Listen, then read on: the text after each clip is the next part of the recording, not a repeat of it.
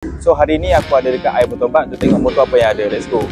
Destination unknown, known, known, known, known, known,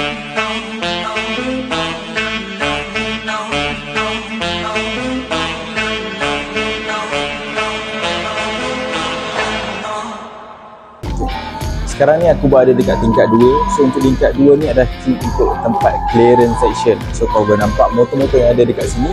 So memang motor-motor untuk dia clearkan lah. So kita tengok motor apa yang ada. Let's go. Ok, sekarang ni aku ada dekat tingkat 1. So tingkat 1 ni dia lebih kepada kapcai lah. So dekat kapcai dekat sini kita ada macam-macam jenis kapcai kita ada. Kita ada dari segi Yamaha, Honda, SYM, di motor, Aveta semua kita ada dekat sini. Memudahkan urusan korang untuk tengok motor apa yang ada dekat sini kan. Setiap motor ni ada QR tau. QR ni korang boleh check motor apa yang ada. Dan bersama dengan itu, so 23 sampai 25 bulan ni ada motor day.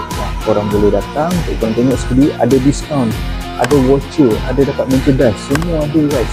So aku tengok apa yang ada dekat tingkat 1 ni lagi. Motor-motor apa yang ada teman. Kemudian ada yang bisa dikatakan untuk motor kedua, kita tengok motor apa yang ada.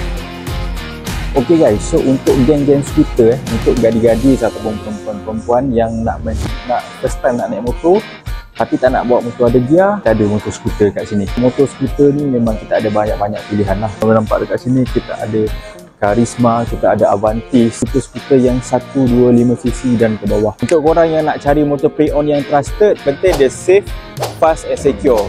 So aku suggest korang datang kat I Motorbike.